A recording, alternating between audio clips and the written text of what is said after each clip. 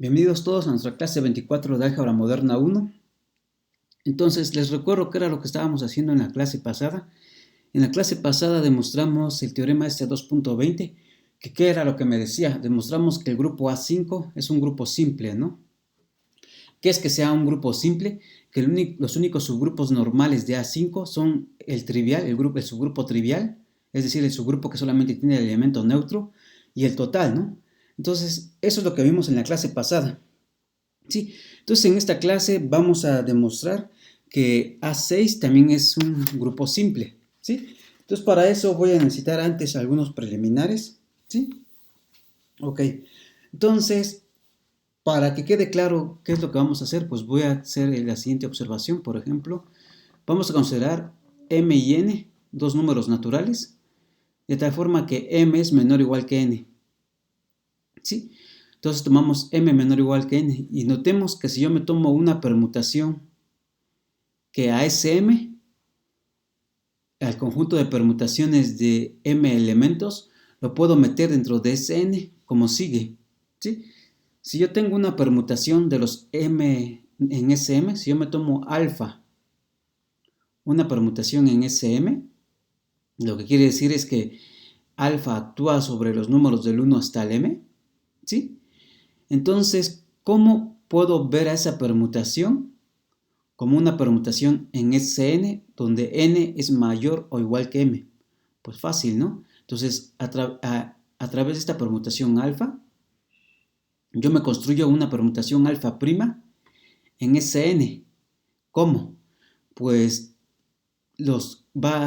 alfa prima va a actuar igual que alfa en los números del 1 hasta el m, y como n es mayor o igual que m, pues hay todavía números que faltan, ¿no?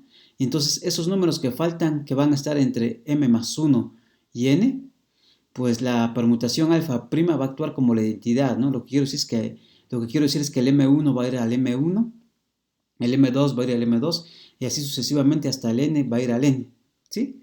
Ok, entonces, dada una permutación alfa en Sm, yo la puedo completar a una permutación alfa prima en Sn de manera natural, ¿no? ¿Sí? Y entonces así es como definimos una función que va a ser inyectiva, una función inyectiva que va a ir del conjunto de permutaciones de m elementos, del conjunto de permutaciones del 1 hasta el m, al conjunto de permutaciones del 1 hasta el n, ¿no? ¿Sí? ¿Y qué es lo que hace? Pues hace lo que dije que hace acá, ¿no? Si yo me tomo una permutación alfa en Sm, entonces la permutación alfa prima que vamos a obtener en Sn va a ser tal que alfa prima en I va a ser lo mismo que alfa I para I entre 1 y m, ¿qué es esto? La alfa prima entre 1 y m actúa como alfa, ¿sí? Y alfa prima va a ser, alfa prima en I va a ser igual a I para todo I entre m más 1 y n, ¿no? Que es lo que tenemos acá, ¿sí? Entonces, de esta forma estamos definiendo una función que a una permutación es en Sm le está asociando otra permutación en Sn, ¿no? ¿Sí? Ok. Y además es una función inyectiva, ¿sí? Porque si resulta ser que si alfa es distinto de beta en Sm, entonces cuando yo lo completo a permutaciones en Sn, van a seguir siendo distintas, ¿no? ¿Sí? Entonces va a ser una función inyectiva. Entonces, a una permutación de Sm, donde Sm es menor que Sn, yo la puedo completar a una permutación en Sn, ¿no? ¿Sí? Ok. Ahora consideremos como el proceso inverso, en cierta forma. Si yo tengo una permutación en Sn, ¿sí? Ahora yo tengo una permutación en Sn donde recordemos que n es mayor o igual que m, ¿no? Entonces yo tengo una permutación en Sn que satisface que que al elemento i lo fija para todo i entre m más 1 y n, ¿no? Entonces, ¿qué es lo que tenemos? Estoy tomando beta en Sn de tal forma que a los elementos i entre m más 1 y n los fija, ¿no? Entonces al m más 1 lo manda al m más 1, al m más 2, al m más 2 y sucesivamente hasta que al n lo manda al n, ¿no? ¿Sí? Y aquí actúa de cierta manera, ¿no? Entonces, dada esta permutación que fija todos los elementos que están entre m más 1 y n, ¿cómo le asociamos una permutación en ese m en ese m? Pues fácil, ¿no? Entonces, pues nos olvidamos de esta parte, ¿sí? Entonces, a esta permutación alfa, beta en Sn, yo le construyo una permutación alfa en Sm, ¿sí? Que aparece aquí, que es olvidarnos de esta parte que fija la permutación beta y solamente consideramos esa permutación alfa, ¿no? Alfa que va a mandar el 1 al beta 1, el 2 al beta 2 y sucesivamente el m al beta m, ¿no? ¿Sí?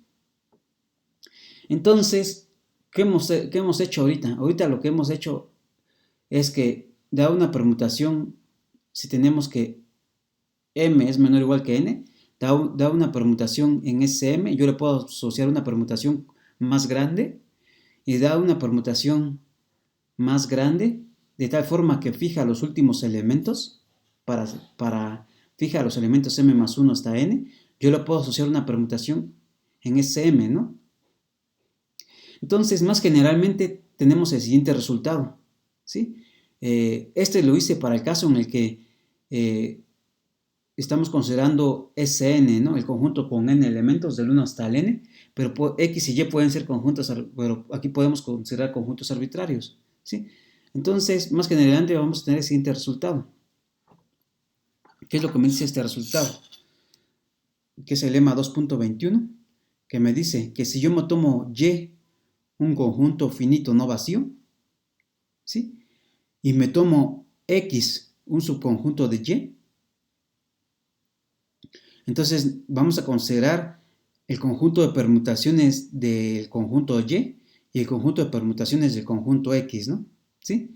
Entonces, dentro de ese conjunto de permutaciones del conjunto y, me fijo, vamos a anotar como a sub y el conjunto de las permutaciones pares en ese y vamos a anotar como a sub x el conjunto de las permutaciones pares en ese x.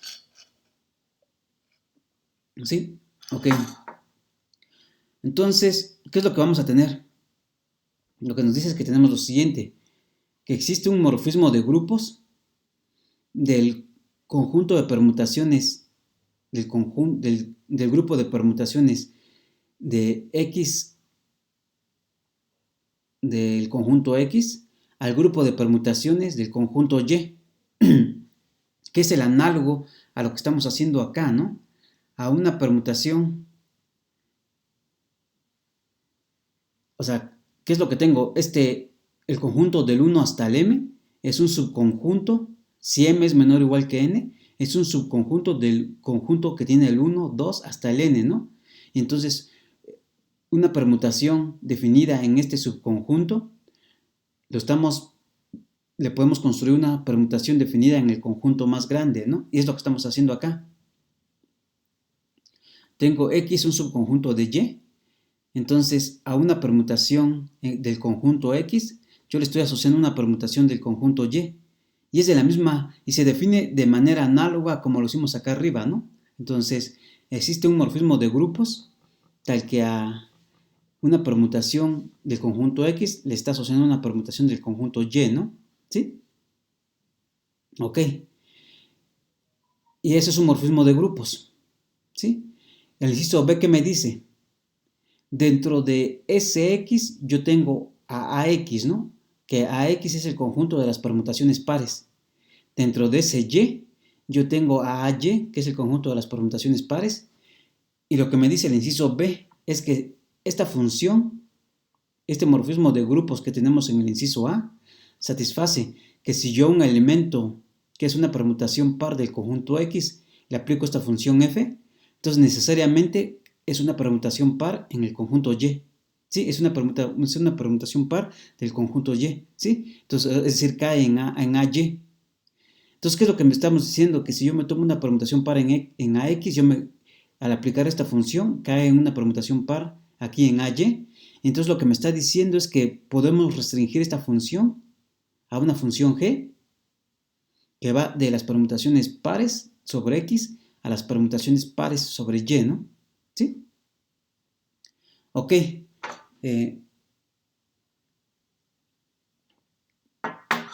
Y ahora, ¿qué es lo que vamos a hacer? Ahora ya vimos cómo ir de permutaciones del subconjunto X a permutaciones del conjunto Y.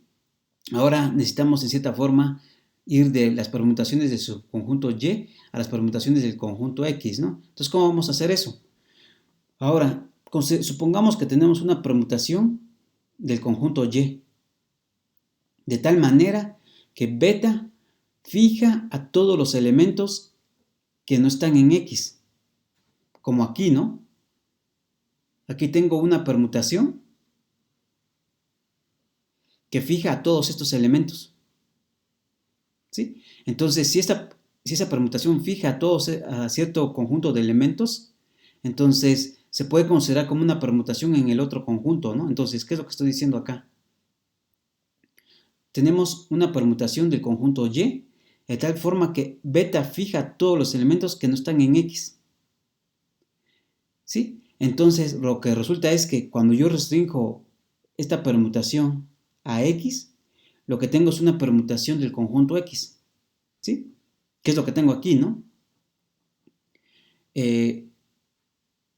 Tengo esta permutación en Sn que fija a todos los elementos que no están aquí.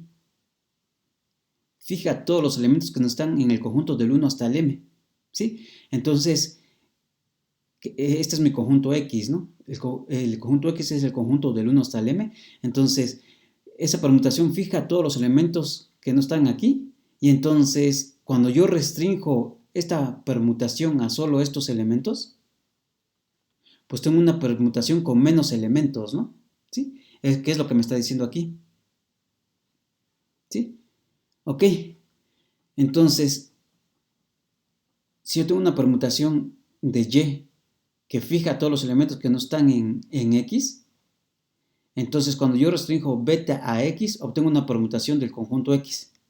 Y además satisface lo siguiente, que cuando yo considero esta beta, luego la permutación beta restringida a X, pues ya está en S de X, ¿no? Y luego le aplico yo esta función f, que me devuelve una permutación en Y, entonces resulta ser que regresamos a la misma, ¿sí? Entonces, cuando yo restringo una permutación que satisface esta propiedad, que beta fija todos los elementos que están en el complemento, ¿sí? Entonces, cuando yo considero la restricción y luego le aplico esta función f, regresa a la misma, ¿no? Y eso es lo que está pasando aquí, ¿no? Por ejemplo, si yo considero esta permutación beta, que fija todos estos elementos, ¿no? Entonces, cuando yo lo restringo al complemento, que es este, me da una permutación esta, ¿no? En Sm. ¿Y cómo construimos, esta como una permutación en Sm le construimos una permutación en Sn? Pues es lo que dice acá, una permutación que permuta los elementos del 1 hasta el m, a los restantes le metemos que actúe como la identidad, ¿no? Entonces, cuando yo restringo esta permutación, tengo esta, y luego cuando regreso a Sn, pues es meterle otra vez los elementitos m más 1 hasta n, y que actúe como la identidad en esos elementitos, ¿no? Y eso lo que más es que me regresa esta permutación, ¿sí? Y entonces eso es lo que me está diciendo este inciso, ¿sí? Que cuando yo restringo al complemento de los elementos que son fijados por beta, entonces beta restringido a ese complemento resulta ser que es una permutación de C de X y además satisface esta propiedad, ¿no? El inciso D me dice que en el caso en el que beta sea una permutación par en A de Y, en el caso en el que beta es una permutación par en y supongamos que esa beta fija todos los elementos que no están en X, entonces cuando yo restringo esa permutación par al conjunto X, entonces resulta ser que esa permutación vuelve a ser una permutación par, pero ahora del conjunto X. Sí, o sea, permutaciones pares, cuando yo restringo, van a dar a permutaciones pares. Y además pasa lo de arriba, ¿no? Que cuando yo restringo y luego le aplico esta función g, que va de permutaciones pares en X a las permutaciones pares en Y, regreso a la misma, ¿no? ¿Sí? Y por último, este inciso que me dice que si yo tengo esta función g que va de ax en ay, que es la del inciso b, ¿sí? Que a una permutación par sobre x le asocia una permutación par sobre el conjunto y, entonces a de x se puede ver como a de x, esta a de x se ve isomorfo a un subconjunto de y. Aquí, entonces a de x va a ser isomorfo a la imagen de este morfismo g. Y la imagen de este morfismo G es exactamente las permutaciones en Y que fijan a todos los elementos que no están en X. ¿Sí? Entonces las permutaciones pares en AX, las permutaciones pares en X, se pueden ver como las permutaciones pares en Y. ¿Sí? Se puede ver isomorfo a las permutaciones pares en Y que fijan a todos los elementos que no están en X. ¿Sí? Ok. Entonces, este va a ser un lema que no lo voy a demostrar porque, pues básicamente es, aquí solamente hay que ver qué es estos morfismos de grupos. Primero tienen que definirla. ¿Cómo la tienen que definir? Que va de S de X en S de Y. Pues como se define acá, como lo hicimos acá arriba, ¿no? ¿Sí? Pues como X es un subconjunto de Y, pues a una permutación alfa en S de X, en X va a cómo le asociamos una permutación beta en S de Y, pues de tal forma que en X actúa como alfa y en el complemento, que va a ser Y menos X, va a actuar como la identidad, ¿no? ¿Qué es lo que hicimos aquí? ¿Sí, no? Esta permutación en Sm le estamos asociando una permutación en Sn de tal forma que en los elementitos del 1 hasta el m actúa como alfa y en el restante como la identidad, ¿no? ¿Sí? Así es como se define este morfismo que va de las permutaciones de S de X a las permutaciones de S de Y. ¿Sí? Ok, entonces no lo voy a demostrar porque este es un ejercicio que es fácil y que lo pueden hacer ustedes. ¿Sí? Y me voy a concentrar en la parte difícil. ¿Sí? Entonces, ok, entonces nos vamos a considerar la siguiente proposición. Nos vamos a considerar la siguiente proposición que me dice algo que ya hemos utilizado, que si yo me tomo H, un subgrupo normal de AN, y AN es mayor o igual que, y N es mayor o igual que 5, recordemos que AN es el grupo de permutaciones pares, ¿no? De Sn. Entonces, si yo me tomo H, un subgrupo normal de AN, con N mayor o igual que 5, entonces, si H contiene a un treciclo, entonces necesariamente H ya es todo AN.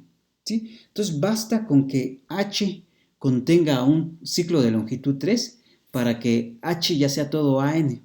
¿Sí? Ok. Entonces, pues vamos a hacer ese resultado. ¿Cómo le vamos a hacer? Entonces, primero lo que vamos a hacer es, vamos a considerar beta cualquier ciclo de longitud 3. Me voy a considerar beta igual a el ciclo que tiene al IJK, un ciclo de longitud 3 en AN. ¿Sí? Entonces veremos que este ciclo arbitrario beta, que es el IJK, es conjugado a este que estoy tomando acá, que es el 1, 2, 3. Entonces primero, para demostrar esto, que si H contiene un ciclo de longitud 3, entonces H es todo AN, pues lo primero que vamos a hacer va a ser que cualquier ciclo de longitud 3 es conjugado a este ciclo 1, 2, 3. ¿Sí? Entonces veamos eso. Entonces, ¿cómo vamos a hacer eso? Pues tenemos el primer caso. Lo vamos a hacer por dos casos. El caso 1 es en el que el ciclo beta, que es el IJK, no es disjunto del ciclo alfa, que es el 1, 2, 3. Entonces supongamos que este ciclo no es disjunto. Entonces, por un ejercicio de su tarea, que un ciclo sea disjunto de otro, lo que quiere decir es que el conjunto que tiene al 1, 2 y al 3 no es disjunto del conjunto que tiene al 1, J y K, ¿no? Entonces, el conjunto que tiene al 1, J, K intersecta necesariamente al conjunto 1, 2, 3. Entonces, en este caso tenemos que al menos uno de los números I, J y K pertenece al conjunto 1, 2, 3, ¿no? Si este ciclo no es disjunto de este, lo que quiere decir es que alguno de estos, del I, J o K, alguno de estos coincide con el 1, 2 o 3, ¿sí? Entonces, sin pérdida de generalidad, podemos suponer que el K es el que coincide con alguno de estos, ¿sí? Entonces el K es el que es o es 1, o es 2, o es 3, ¿no? ¿Sí? Eso pasa porque estamos suponiendo que este ciclo es disjunto de este, no es disjunto de este, ¿no? ¿Sí? Entonces podemos suponer que el último término es el que aparece aquí, o va a ser el 1, o va a ser el 2, o va a ser el 3, ¿sí? Entonces, ¿qué es lo que tenemos? Entonces tenemos que alfa y beta, considero, aquí aparece el 1, 2, 3, aquí aparece otro elementito K, que va a ser o 1, o 2, o 3, y van a aparecer otros dos elementitos más, ¿no? Que es el I y el J, ¿sí? Entonces tenemos que alfa y beta fijan a todos los elementos que no pertenecen a este conjunto, ¿no? ¿Sí? Alfa fija a todos los elementos que no pertenecen al 1, 2, 3, y beta fija a todos los elementos que no pertenecen al I, J y K, ¿no? El conjunto que tiene al I, J, K, pero el K es alguno de estos. Entonces, entonces ambos van a fijar a todos los elementos que no pertenecen al 1, 2, 3 y J, ¿no? El K ya no lo pongo porque el K ya viene incluido, porque el K es alguno de estos también, ¿no? ¿Sí? Ok. Entonces, estos dos ciclos que no son disjuntos, ambos fijan a todos los elementos que no pertenecen a este conjunto. ¿Sí? Y entonces, pues existe un subconjunto X. Acá al menos hay 4 elementos, ¿no? Porque I podría ser igual a J, pero bueno, al menos hay 4 elementos aquí. Entonces va a existir un subconjunto X del conjunto con n elementos, tal que que va a tener 5 elementos, de tal forma que alfa y beta fijan a todos los elementos que no están en X. ¿Sí? Entonces, sí, entonces va, gracias a que alfa y beta fijan a todos los elementos que no están en este conjunto, vamos a poder encontrar un subconjunto de Y, que es del 1 hasta el n, sí, Y es del 1, vamos a poder encontrar un subconjunto X del conjunto del 1 hasta el n, tal que X tiene 5 elementitos, y alfa y beta fijan a todos los elementitos que no están en ese conjunto, ¿sí? Y entonces, ¿qué es lo que tenemos? Por el lema 2.21c, que es lo que acabamos de explicar acá, 2.21c, si yo me tomo una permutación del conjunto y beta fija a todos los elementos que están en el complemento de X, entonces cuando yo restringo beta al conjunto X, eso es una permutación de S de X, ¿sí? Entonces, eso es lo que tenemos aquí, ¿no? Entonces resulta ser que alfa y beta fijan a todos los elementos que están aquí en Y menos X. Entonces, cuando yo restringo a X, ¿sí? Entonces, alfa restringido a X y beta restringido a X va a ser una permutación del conjunto X. Recordemos que X es un subconjunto del 1 hasta el n que tiene 5 elementos, ¿no? Entonces, Sx es isomorfo a S5. Entonces, en realidad, cuando yo restringo alfa a X y beta a X, los puedo pensar que son permutaciones en S5. ¿Sí? Ok. Entonces, notemos que alfa y beta son 3 ciclos, ¿no? Beta es un ciclo de longitud 3 y alfa también es un ciclo de longitud 3. ¿Qué es lo que sabemos de los ciclos de longitud 3? En la clase pasada vimos que los ciclos de longitud 3 son permutaciones pares. Entonces lo que tenemos en realidad es que alfa y beta son permutaciones pares. Entonces, y por lo tanto, lo que quiere decir es que alfa y beta están en AN, ¿no? Entonces, si alfa y beta están en AN en realidad, ¿qué es lo que me dice el inciso C? El inciso D, que si yo tengo una permutación en par, cuando yo la restrinjo a X, me da otra permutación par, siempre y cuando beta fije a todos los elementos que no están en X, ¿no? ¿Sí? Entonces, si yo tengo una permutación par en el conjunto Y, que fija a todos los elementos que no están en X, entonces cuando yo restringo a X, obtengo una permutación par, ¿sí? Entonces, tenemos que alfa y beta son permutaciones pares, porque son ciclos de longitud 3. Entonces, cuando yo restringo alfa a X y beta a X, pues voy a tener que va a ser una permutación par del conjunto X, del conjunto de permutaciones del conjunto X, y eso, como S5, como SX es isomorfo S5, pues AX es isomorfo A5, ¿no? Entonces, ¿qué es lo que tengo?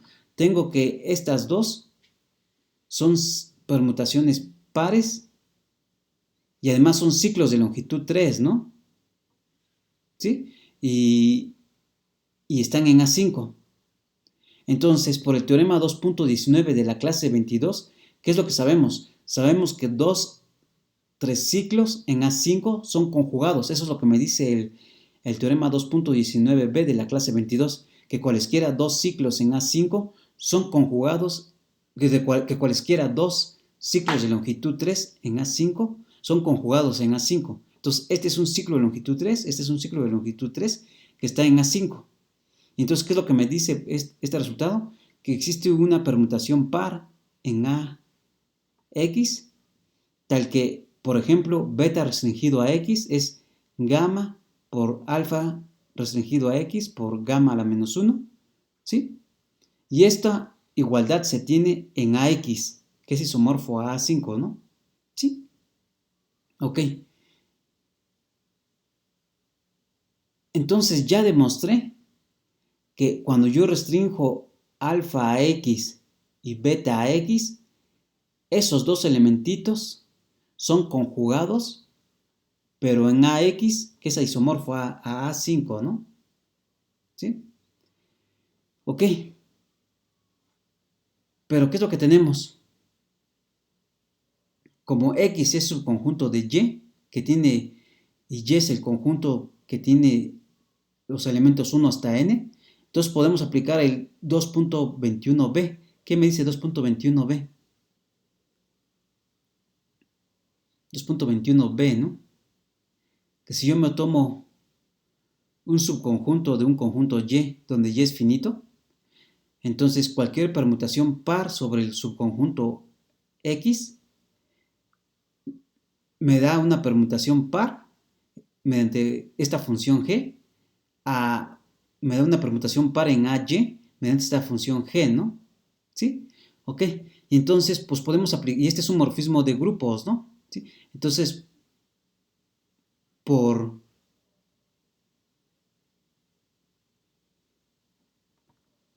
Entonces, tengo una función G que va de AX en AN. Tengo esta igualdad en AX, en las permutaciones pares sobre X. Entonces, pues yo le puedo aplicar la función G, ¿no? Entonces, y además, ¿qué es lo que sabemos? Ok. Y entonces, cuando yo le aplico a este elemento que está en AX, yo le aplico esta función G, que me va a dar una permutación en AN, pues ¿qué es lo que hacemos? Pues lo que tenemos es que G restringido a beta de X, pues va a ser beta. ¿Eso por qué? Por 2.21D, ¿no? 2.21D me decía eso, que si yo tengo una permutación par, tal que esa permutación fija a todos los elementos que no están en X, entonces resulta ser que cuando yo restringo a X, tengo una permutación par sobre el conjunto Y, sobre el conjunto X, ¿sí? Y además, cuando yo restringo beta a X y luego le aplico esta función G, pues regreso a beta, ¿sí? Entonces, ¿qué es lo que estoy obteniendo? Entonces, pues le estoy aplicando a esta igualdad, le estoy aplicando G, que es G de beta de X. Entonces, por 1.21, 2.21d tenemos que eso es beta. Pero como G es un morfismo de grupos, pues esto es exactamente G de gamma por G de alfa restringido a X por G de gamma a la menos 1. Esto es porque G es morfismo de grupos, ¿sí?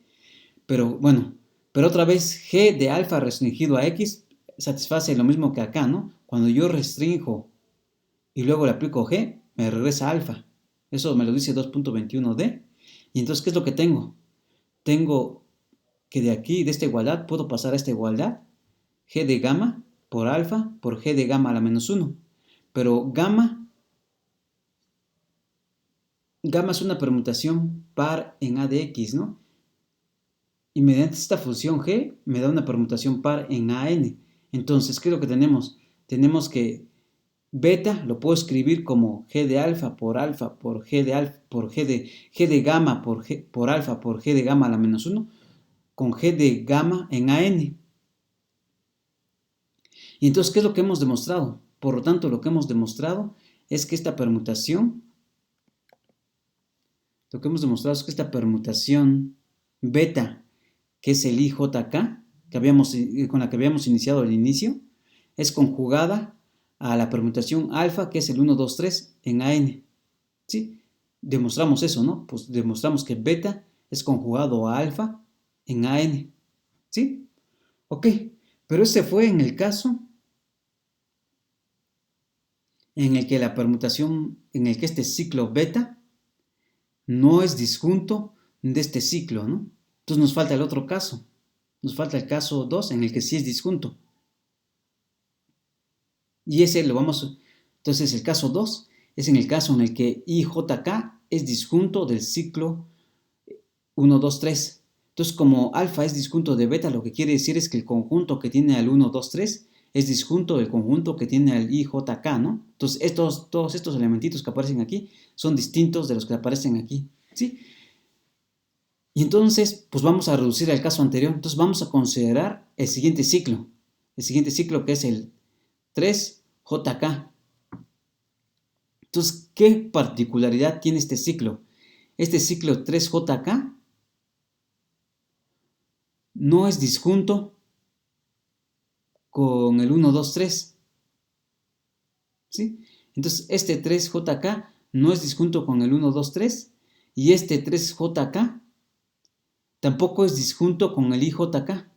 ¿Sí, no? Este no es disjunto de este porque el 3 aparece aquí, tanto aquí como acá. Y tampoco es disjunto de beta porque el J y el K aparecen aquí, ¿no? Ok, entonces por el caso 1, ¿qué es lo que tenemos? Tenemos dos ciclos que no son disjuntos, ¿no? Entonces por el caso 1 tenemos que beta es conjugado a delta en AN, porque este no es disjunto de este. Y también tenemos que como este no es disjunto de este, que delta es conjugado a alfa. ¿Sí? Y entonces, pues tenemos que beta es conjugado a delta, beta es conjugado a este delta, y este delta es conjugado a alfa. Entonces, ¿qué es lo que sabemos? Sabemos que la relación de conjugación es una relación de equivalencia, ¿no? En particular es transitiva. Eso lo que me quiere decir es que si beta es conjugado a delta y delta es conjugado a alfa, entonces beta es conjugado a alfa, ¿no? Entonces, por lo tanto, tenemos que beta es conjugado a alfa, ¿en dónde? En AN, ¿sí? Y lo que digo es acá que es porque la relación es de equivalencia, ¿no? En particular es transitiva. Y ya acabamos, ¿no? Bueno, todavía no acabamos de demostrar su resultado, lo que acabamos de demostrar es esto, ¿no? Que cualquier ciclo IJK es conjugado a este. Cualquiera es conjugado a este. ¿Sí? Ok.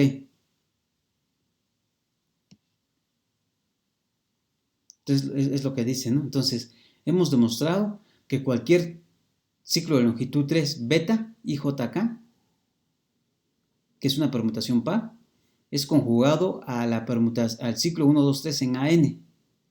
Entonces, si cualquier ciclo es conjugado a este, pues cualesquiera 2, 3 ciclos son conjugados, ¿no? Porque cualquiera es conjugado a este. Entonces, si me agarro yo otra alfa que es conjugado a este también, entonces como la relación de conjugación es de equivalencia, voy a tener que alfa y beta van a ser conjugados, ¿no? Entonces, cualesquiera 2 ciclos de longitud 3 van a ser conjugados. ¿Ok? En AN, van a ser conjugados en AN. Eso es importante. Conjugados en AN. ¿Sí? ¿Sí? Ok. Hasta ahorita no hemos acabado, ¿no? ¿Qué era lo que queríamos demostrar? Lo que queríamos demostrar era que si yo tenía H, un subgrupo normal de AN, donde n es mayor o igual que 5, que si H contiene un ciclo de longitud 3, entonces necesariamente H ya es todo AN, ¿no? Ahorita lo único que acabamos de demostrar es que cualesquiera 2 ciclos de longitud 3 en AN son conjugados. Hasta ahorita es lo único que hemos hecho. Ahora sí, ya para concluir esto, pues ya es más fácil. ¿Cómo vamos a concluir? Entonces, lo siguiente. Supongamos que H tiene un ciclo de longitud 3.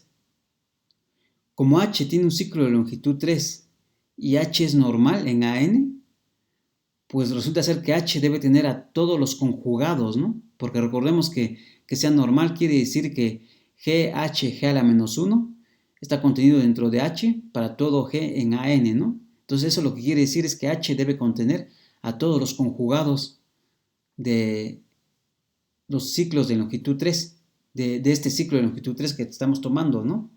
Pero ¿qué es lo que hemos visto? Vimos que todos los ciclos de longitud 3 son conjugados, ¿no? En AN. Todos los ciclos de longitud 3 son conjugados en AN. Entonces, lo que nos dice es que si H contiene un ciclo de longitud 3 y si H es normal, entonces debe tener a todos los ciclos de longitud 3. ¿Sí? Entonces debe tener a todos los ciclos de longitud 3 porque H es normal. Y entonces, ¿qué es lo que sabemos? Sabemos que las permutaciones pares se escriben, cualquier permutación par se escribe como un producto de 3 ciclos, ¿no? Entonces, si H contiene a todos los ciclos de longitud 3, entonces H contiene a todos los productos de ciclos de longitud 3, ¿no? Y entonces, pero cualquier permutación par se escribe como producto de ciclos de longitud 3, entonces lo que estamos diciendo es que, por tanto, el conjunto de permutaciones pares está contenido dentro de H, ¿sí? Pero H era un subgrupo de AN, ¿no? Entonces, pues en particular H es un subconjunto de AN y dada esta contención y esta contención concluimos que H es igual a AN, ¿sí? Ok, entonces, eh, pues ya utilizando este resultado, entonces, ¿qué hemos demostrado? Lo que demostramos es que si tenemos que un subgrupo normal de AN contiene un ciclo de longitud 3, entonces necesariamente H ya es todo AN, ¿no? Es lo que acabamos de demostrar. Y de alguna forma lo que hicimos fue, todo lo que hicimos aquí fue regresarnos al caso 5, ¿no? En el caso 5 ya habíamos estudiado ese caso en las clases pasadas, entonces estamos utilizando la teoría para reducir algunas cosas al caso 5, ¿no? ¿Sí? Ok. Y ahora sí, demostremos que A6 es un grupo simple. Entonces, ¿qué es este teorema?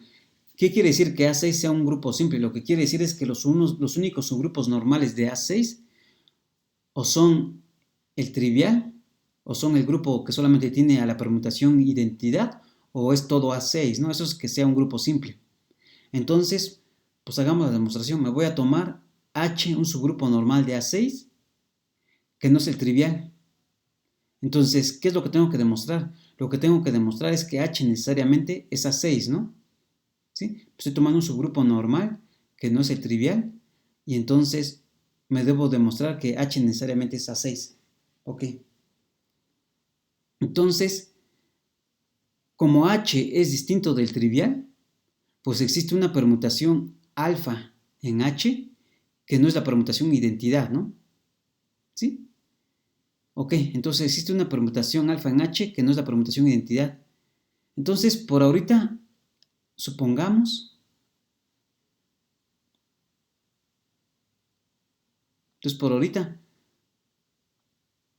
supongamos que existe un índice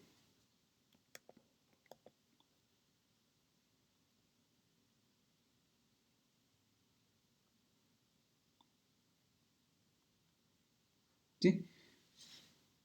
Supongamos que existe un número i que está entre el 1 y el 6, estamos en A6, ¿no? Entonces supongamos que hay un número i entre el 1 y el 6, o sea que está en este conjunto, tal que alfa de i es igual a i. Entonces me estoy tomando una permutación en H que no es la permutación identidad y estoy suponiendo que alfa fija a un elemento i, ¿sí? Ok, entonces supongamos que fija a un elemento i. Entonces consideremos el siguiente conjunto X, que es el conjunto Y menos el i. Entonces, ¿qué es lo que está haciendo esta alfa? Esta alfa me está fijando a este conjunto, ¿no? Al conjunto que tiene al elemento i, ¿sí? Entonces me voy a considerar, entonces consideremos este conjunto X, ¿no? Que es, que es el conjunto Y menos alguno de estos que es el I, ¿no? ¿Sí? Entonces X va a tener 5 elementos, ¿no? Y ahora vamos a considerarnos F, por definición, va a ser los elementos de A6, las permutaciones en A6 que fijan ahí, a esta I que estoy tomando acá, ¿no? ¿Sí? Entonces me voy a tomar las permutaciones en A6 que fijan al elemento I. Entonces, ¿qué me dice el lema 2.21e?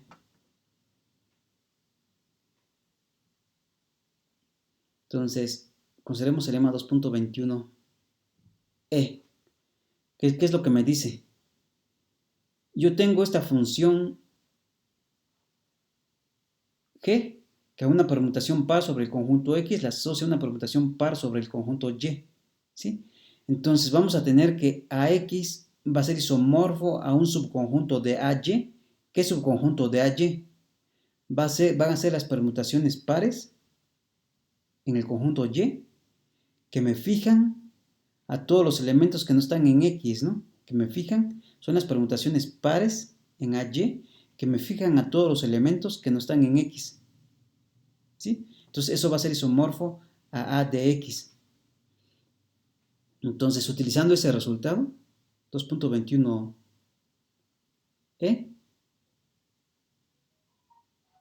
entonces, ¿qué es lo que me estoy fijando?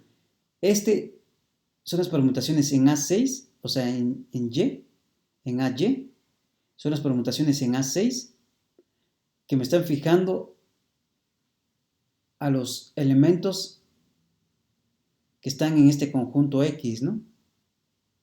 ¿Sí? Eh, ok, a ver.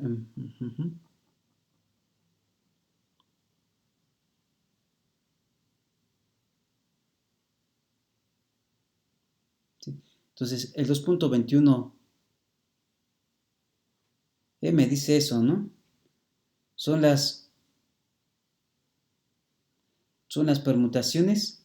eh, esta función, esta función G me da un isomorfismo entre las permutaciones pares sobre el conjunto X y las permutaciones alfa en el conjunto Y que me fijan a todos los elementos que no están en X, ¿no? De todos los I que no están en X, ¿sí? Entonces, eh,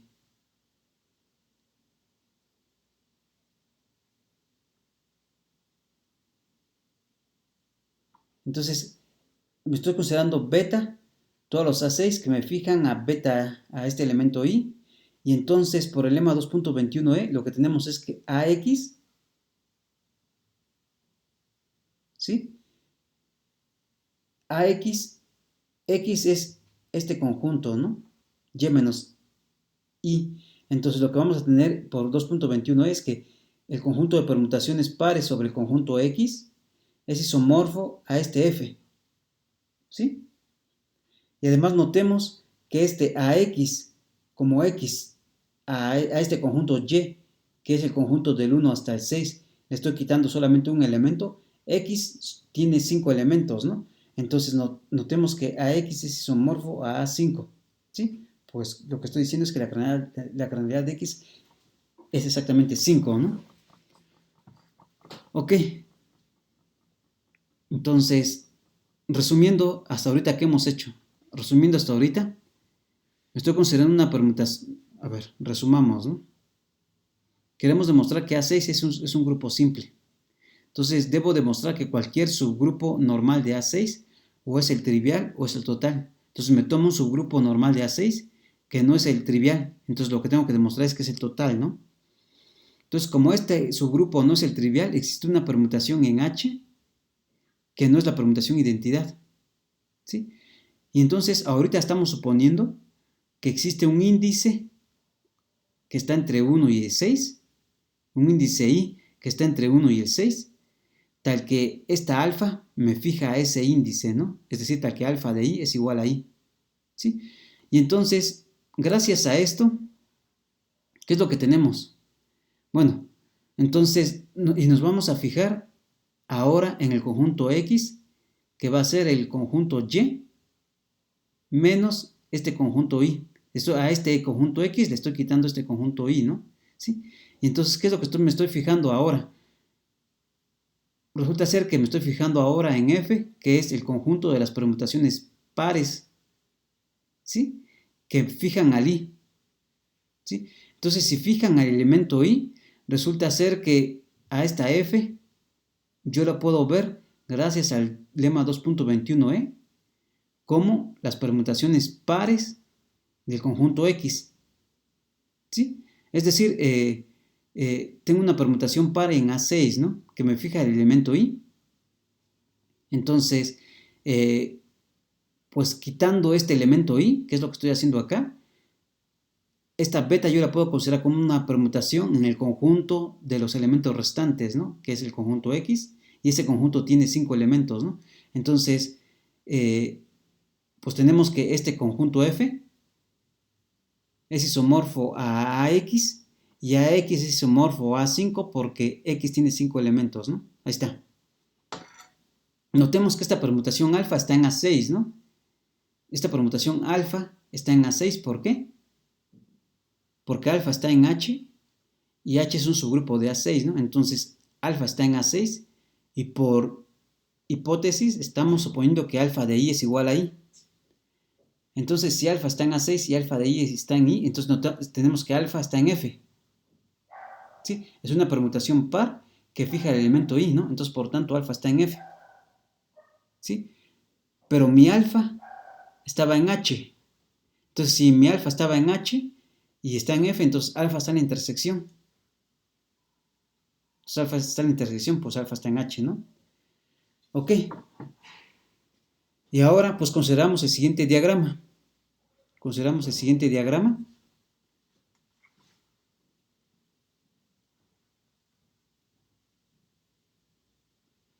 Entonces, consideramos el siguiente diagrama. Aquí vamos a utilizar el segundo teorema de isomorfismo. Entonces, tengo H, un subgrupo normal de A6. Tengo H, un subgrupo normal de A6. Tengo F, un subgrupo de A6, que es este.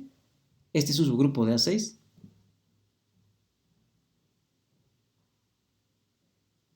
¿Sí? Y luego, abajo tengo la intersección de H y F, ¿no? Y aquí arriba tengo a H por F.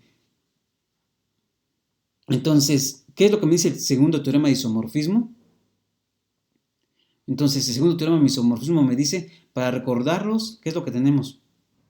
Tenemos que debemos tomar el grupo que no es normal, ¿no? Que sabemos que podría ser normal o podría no ser normal, ¿no? Pero el que sabemos que al menos podría no ser normal, que es f, ¿no?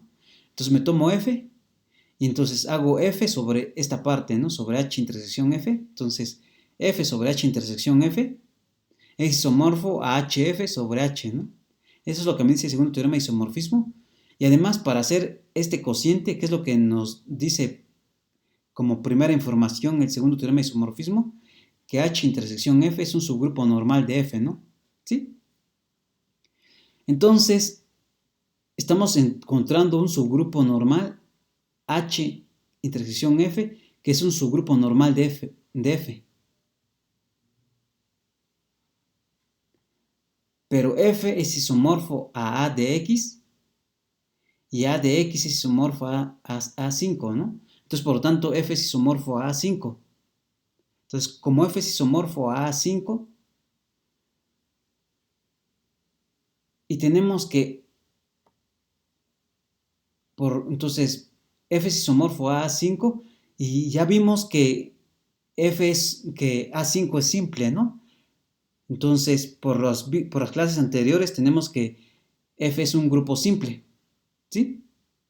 Por lo tanto, como este subgrupo es un subgrupo normal de f y f es simple, entonces o h intersección f solamente o es el grupo trivial, o h intersección f es el grupo f, ¿sí?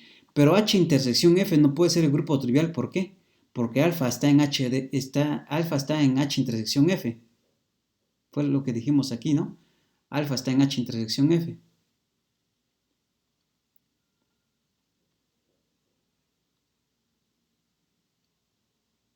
¿Sí?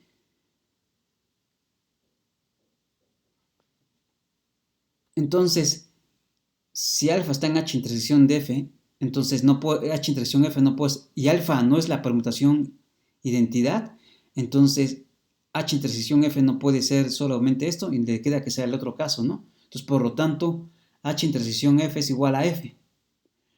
Pero para que dos subconjuntos de un conjunto, que en este caso es h y f, que son subconjuntos de A6, me dé f, pues o sea, para que esta intersección me dé f, pues necesariamente f debe estar contenido dentro de h, ¿no? ¿Sí? Entonces, por lo tanto, f está contenido dentro de h. ¿Ok? Pero f, ¿qué dijimos? Es isomorfo a A5. F es isomorfo a A5. ¿Sí? Y entonces, como f es isomorfo a A5, f tiene a un ciclo de longitud 3, ¿no? Porque todos los ciclos de longitud 3 son permutaciones pares. Entonces, por tanto, f tiene un ciclo de longitud 3, porque este f es isomorfo a A5, y como f está contenido dentro de h, pues así tenemos que h tiene un ciclo de longitud 3. Entonces, ¿qué hemos demostrado? Que esta h que me tomé aquí tiene un ciclo de longitud 3, o sea, un treciclo. ¿Y qué es lo que acabamos de demostrar acá arriba? Que si un subgrupo normal de AN con n es mayor o igual que 5 contiene a un ciclo de longitud 3, entonces necesariamente es todo AN, ¿no? Entonces, ok. Entonces, por 2.22 tenemos que H es igual a todo AN. Entonces, aquí ya habríamos acabado, salvo la hipótesis de ¿qué? De que nos tomamos una permutación en H que fija un elemento I. ¿Sí? Entonces, ¿cómo sabemos que existe esa permutación? H que fija un elemento I. Esa permutación, nos tomamos una permutación alfa en H que fija un elemento I. ¿Cómo sabemos que existe esa permutación alfa? Pues lo vamos a argumentar a continuación.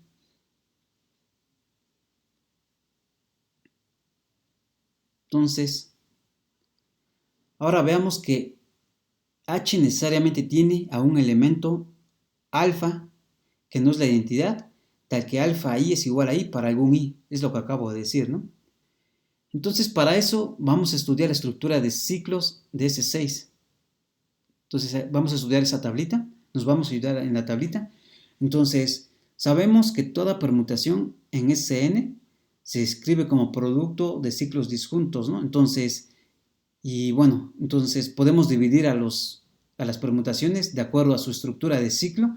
Entonces tenemos esta estructura de ciclo, las transposiciones, los ciclos de longitud 3, los 4 ciclos, los 5 ciclos, los 6 ciclos, los productos de transposición, de dos transposiciones, y así, ¿no? Resulta ser que de todas estas, pues hay que ver cuáles son las pares, ¿sí? Y entonces resulta ser que las pares, pues son, acá lo tengo, las pares en S6, o son los ciclos de longitud 1, que es solamente, o los ciclos que tienen la misma estructura de ciclo que la identidad, que solamente hay una, los ciclos que son 3 ciclos, que son 40, los ciclos que son 5 ciclos, que son 144, los ciclos que son producto de dos transposiciones disjuntas, que son 45, los ciclos que son, las permutaciones que son producto de dos ciclos, de uno de longitud 2 y otro de longitud 4, que son 90, y los ciclos y las permutaciones que son producto de tres ciclos, que son 40. Entonces, A6 tiene todos estos elementitos y su estructura de ciclo se divide en estos, ¿no? Ok.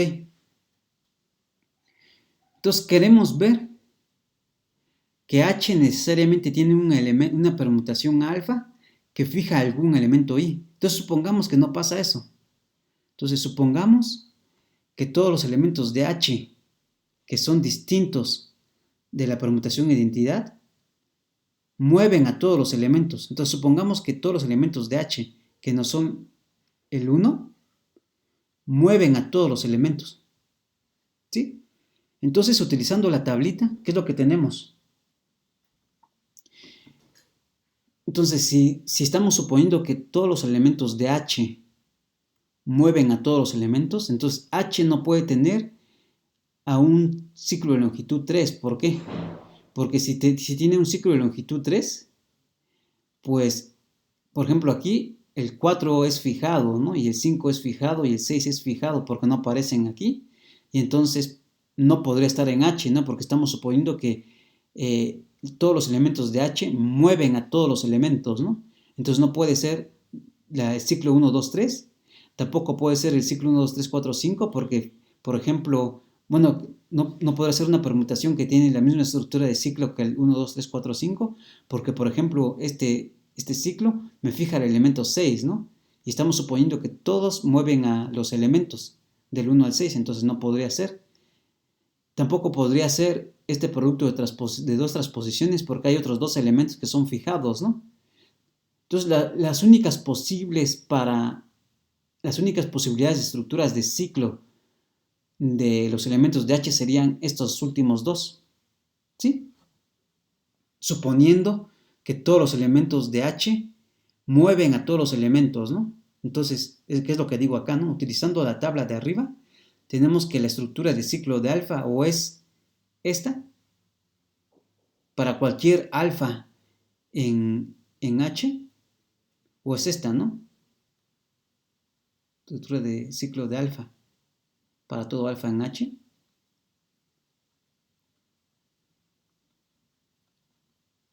Para todo alfa en H.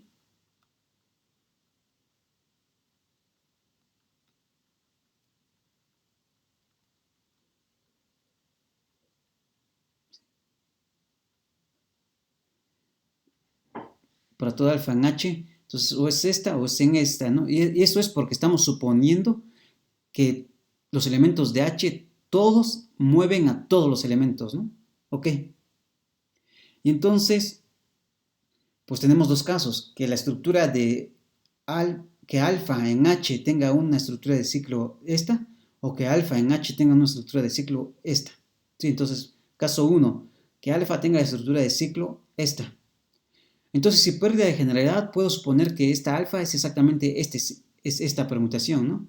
Entonces, sin pérdida de generalidad, puedo suponer que alfa es el 1, 2, 3, 4, 5, 6.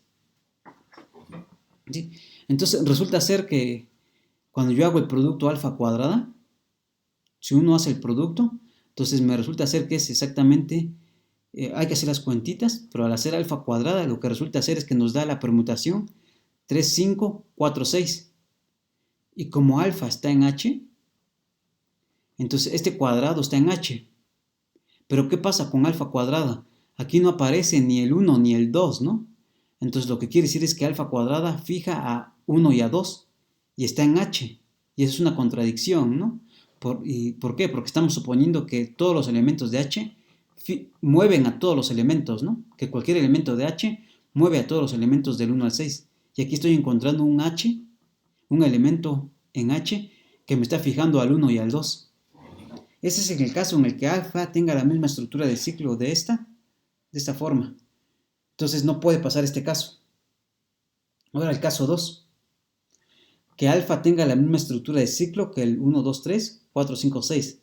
Otra vez sin pérdida de generalidad, puedo suponer que alfa es la 1, 2, 3, 4, 5, 6, ¿no? Es el producto de estos, que es el producto de estos 2, 3 ciclos. ¿Sí? Entonces, me considero beta igual a esta permutación par, 2, 3, 4, en A6. Esta es una permutación par porque es un ciclo de longitud 3 y ya vimos que todos los ciclos de longitud 3 son permutaciones pares, ¿no? Entonces, me considero esta permutación par. Entonces, si uno calcula el inverso de alfa, resulta ser que el inverso de alfa es el 1, 3, 2, 4, 6, 5. Y como este está en H, pues también el inverso está en H, ¿no? ¿Sí? Ahora bien, tenemos que H es su grupo normal de A6. Entonces, si este elementito está en H, cuando yo hago la conjugación, entonces cualquier conjugado está en H, ¿no? En particular para este. Entonces, como H es normal en A6, cuando yo conjugo este alfa a la menos 1 con beta, vuelve a caer en H. ¿Sí? Pero si uno hace las cuentas, resulta ser que beta alfa a la menos 1, beta a la menos 1, es la permutación que es este producto de estos tres ciclos, que es 1, 4, 3, 2, 6, 5. Hay que hacer las cuentitas, ¿no?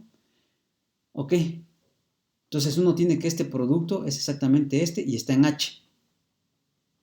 Por lo tanto, ¿qué es lo que tenemos? Que esta gamma, que es este elementito, que está en H, y alfa me lo tomé en H también. Entonces este elementito está en H, ¿no? Si yo hago el producto, este elementito va a estar en H. Pero ¿quién es alfa? Alfa es el 1, 2, 3, 1, 2, 3. Es el 1, 2, 3, 4, 5, 6. Es este producto alfa. Y este beta alfa a la menos 1, beta a la menos 1 es este producto. ¿Sí? Entonces, al hacer estos productos, lo que tengo es la permutación 1, 5, 3, 2, 4. Y lo que estoy haciendo es, lo que estoy obteniendo es que esta permutación gamma está en H. Pero esta gamma, como el 6 no aparece aquí,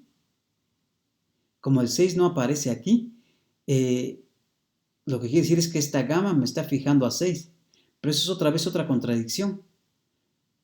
Porque estoy encontrando un elemento en H que me está fijando un elemento, ¿sí? Y estábamos suponiendo que todos los elementos de H mueven a todos los elementos del 1 al 6, ¿no? ¿Sí? Entonces es una contradicción. Y entonces, por lo tanto, ¿de dónde viene la contradicción? Por lo tanto, la contradicción, en cualquiera de los dos casos llegamos a una contradicción. ¿Y de dónde viene la contradicción general? De suponer que todos los elementos de H mueven a todos los elementos del 1, 2, 3, 4, 5, 6, ¿no?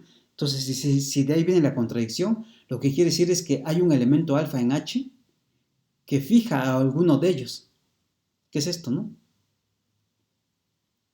Entonces, por lo tanto, H siempre tiene un elemento alfa, tal que alfa de I es igual a I para algún I.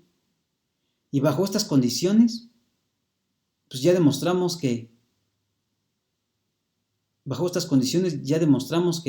H necesariamente es AN, ¿no? Por lo tanto, ¿sí? Entonces, bajo estas condiciones hemos demostrado que si yo me tomo H, un subgrupo normal de A6, tal que H no es el subgrupo trivial, entonces necesariamente H es igual a 6. Por lo tanto, A6 es simple, ¿no? Ok, entonces como ustedes ven, estos son teoremas nada triviales, ¿no? O sea, demostrar que este A6 es un grupo simple, pues ya involucra cosas ingeniosas para demostrarlo, ¿no? O sea, no se puede hacer, eh, no se puede hacer, bueno, no es recomendable hacerlo digamos, a cuentas, porque como sabemos, o sea, este S6 ya tiene muchísimos elementos, ¿no? A6 ya tiene muchísimos elementos, entonces, ¿cómo vemos que cualquier subgrupo que es normal, o es el trivial o es A6, ¿no? Así, si uno lo quisiera hacer por elementitos, ¿no? Analizando, ¿sí? Entonces, pues ya, aquí lo demostramos de una forma más general, ¿no? Ok, entonces, resumiendo, ¿qué hemos hecho en esta clase? En esta clase demostramos dos cosas importantes, que este resultado lo vamos a utilizar.